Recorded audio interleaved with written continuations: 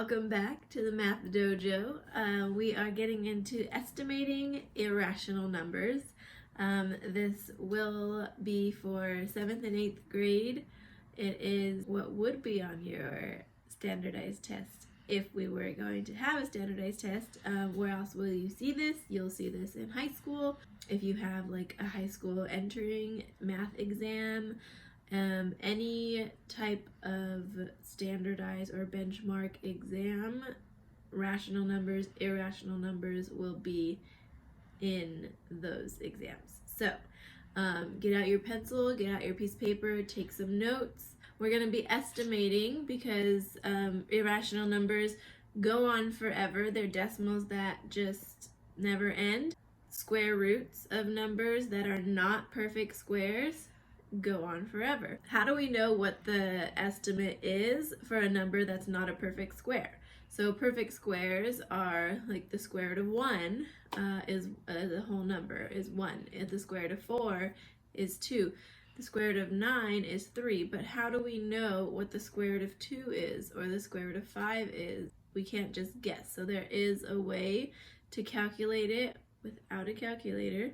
But there is a way to calculate it. And like I said before, I'm really excited to get into this lesson. Whenever I teach this to my kids, I am very excited because it's so cool to see the aha moment when you get it. Yeah, it's really fun. The steps are fun. Let's get into it. And an irrational number is a number that goes on forever, or a decimal that goes on forever. So we're going to take a look at the square root of 2 because the square root of 2 is an irrational number. And we're going to estimate where the square root of 2 falls on the number line. So what would the decimal be? Yes, we can easily punch it into a calculator, but I want to show you so you have the skills on how to do it if you did not have a calculator or if you were doing it on a test.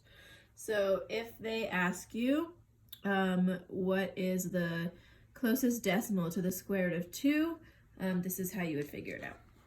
So we're going to start by numbering the number line with perfect squares. Okay, so perfect squares are the square root of 1, the square root of 4, the square root of 9. All of the square roots in blue are perfect squares because they simplify to a whole number. Okay, if you go backwards, 12 times 12, or 12 squared is 144, and so on and so forth. So I'm going to put on the number line, okay, here would be the square root of 1. Here would be the square root of the square root of 4, because these are perfect squares on top. Here would be the square root of 9, and the square root of 16, and we can go on, but this in this number line we're just going to do the first 4. So the square root of 1 is 1, the square root of 4 is 2, 3, and 4. Okay, so now our question is, where would the square root of 2 lie on this number line? And the answer to that question is between the square root of 1 and the square root of 4. So if I'm looking at the square root of 2, I would say it would be about here, right? Okay, because the square root of 2, the square root of 3, and the square root of 4, right? So the square root of 2 would be about here. So I'm looking at the numbers between 1 and 2. So I know this is 1. This would be 1.1, 1.2, 1.3, 1.4, 1.5, and so on and so forth until you get to 2, right? So I'm going to guess, okay, I'm going to guesstimate, and this is what you would do. The square root of 2, I'm going to label here, okay? It's not quite halfway, so it's not 1.5, right? It's a little before, so I'm going to say 1.3. Okay, so we're going to take the square, because the same thing, if you square 1, you get 1. If you square 2, you would get 4. If you square 3, you would get 9, right? So we're going to square this to see how close we can get to 2. Okay, so, and I'm also going to check 1.4 squared. okay? And I'm gonna go until I get to a number that is over 2, because you want to get to the closest number, and you'll see why. So 1.3 times 1.3, or 1.3 squared, is 1.69. It's not quite close to 2. I think I can get closer. So 1.4 squared is 1.96, and that's pretty darn close to 2. Just in case, I'm going to try 1.5 squared. Okay, 1.5 squared is 2.25. So here we have a number that's over 2. Okay, and here we have a number that is right before 2. So I'm going to take this number here, which is 1.4, and I can keep going. I can do this on and on, because remember, an irrational number is a number that goes on and on forever. So I'm never going to get exactly to 2. I might get to 1.9999999, but I'll never get exactly to 2. Okay, it's always going to be a little before 2 and a little over 2. So I can take this 1.4, okay, and I can do 1.41, okay, and I can square that. Now that I know it's 1.41, I can try 1.42 squared. Let's start with those. So 1.41 squared, when you square those, it's 1.9881, and that's pretty darn close to 2 as well. Let's try, if I square 1.42 squared, that's going to be 2.0164, which already brings me over 2, so I have to go back to this number here, which is 1.41. And you can go on and on and on. I'm not going to. Okay, this will be my answer. Estimating, okay, the square root of 2 would be 1.41. I'm just going to go to the hundredths place. But I can do 1.41 and then add another digit here. So I can do 1.41, let's try 3. I can do 1.41 and then do 4. You're going to do the same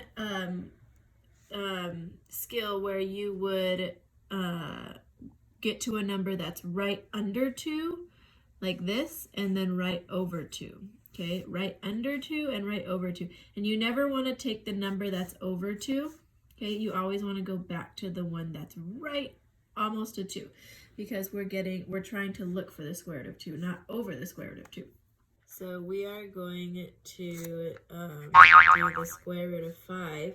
And again, you want to mark your number line with perfect squares. So the square root of 1, the square root of 4, the square root of 9, the square root of 16, and then those numbers would be 1, 2, 3, 4, and so on.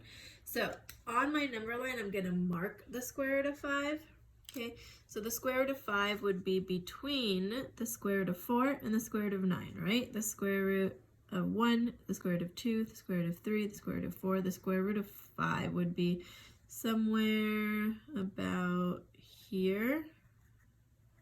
Okay, maybe a little bit closer to 2. So I'm just going to choose a decimal, really. The first decimal I'm gonna try is, I think it's around 2.1 or 2.2. Let's try 2.2 first. So we'll square, let's try 2.22 squared. And then we'll try 2.23 squared. And then we'll try 2.24 squared. So again, you want to try decimals, but when you're moving to the next decimal, you want to change it by 1 digit only, okay? So 2.22 squared, if I square that in the calculator, it gives me 4.9284. It's pretty close to 2. Let's see if I can get closer. 2.23 squared is 4.9729. So this is even closer to 5. I'm sorry if I said 2. We're trying to get to the square root of 5. Okay, so that's even closer to 5 than 2.22. So 2.24 squared is 5.0176. So now we gone over 5. So I'm going to go back to the one that was just under 5 and take this number, 2.23. So I have 2.23, and I can add a digit, so 2.231, 2.232, and I can go on and on like this forever because, again, I'm never going to get to 5 when I do this strategy. So my answer, the square root of 5, an estimate for the square root of 5, the closest decimal that I'm going to get to that is 2.23, okay? Because 2.23 squared is 4.9, and that's the closest, 4.97, and that's the closest I'm going to get to 5 right now. I could do these and go on and on and on, but like I said, you'll be going on and on forever, and I just don't think we want to watch a video that's your whole lifetime. Okay, so I hope you guys learned a lot from this. I'm going to leave you with one more problem. I want you guys to find the square root of 11. What do you think the square root of 11 is? Try that. Remember, draw your number line. Look back and watch the previous video notes. But this is what you're working on, the square root of 11. Okay? Good job. All right, you guys, I hope you guys learned something and you're able to take something away from this. Irrational numbers are definitely not easy. It's not an easy concept. It's not something that you can do quickly.